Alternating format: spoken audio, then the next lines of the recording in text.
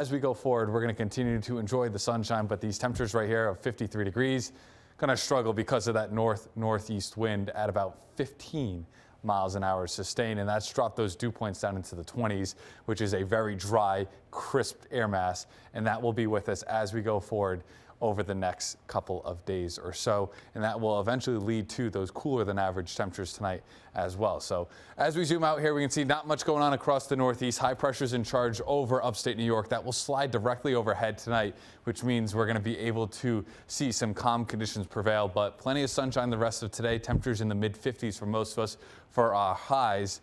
And then take a look at tomorrow morning, the threat of frost at least. We can see outlining a good portion of Narragansett Bay. We'll have some patches of it at least, but this will probably be our first widespread frost event of the season, with portions of our area shaded in the purple there, probably experiencing a hard freeze of temperatures 28 degrees or colder, more or less. So what that looks like on the temperature map itself is 20s for a good portion of Bristol County, Massachusetts, and then there's going to be some spots outlining the 295 corridor and also north and west of 95 as a whole. Now, after the cold start on Friday, we're going to climb out of the 30s at least and then return close to 60 degrees by the afternoon. The big difference compared to today is we're really not going to have that prevailing wind in place, which is going to allow that sunshine to actually go to work.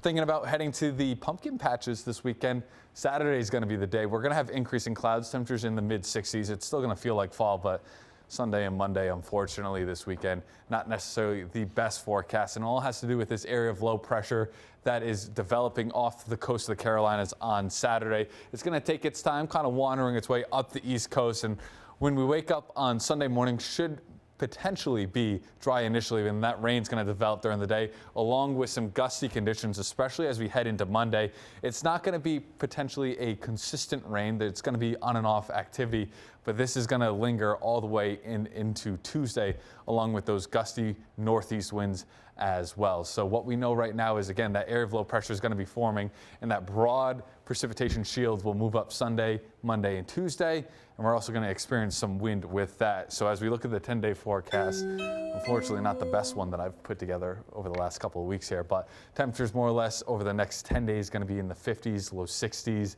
and starting with this, it's going to be a little bit more of an unsettled weather pattern, as we can see another chance for rain too, potentially next Thursday, Barb. I left my window open. I was like, whoa, when I woke up this morning. I can only imagine how cold it was. You're going to want to make sure you shut those before you go to bed tonight. Okay, thank you, Jason. You're welcome.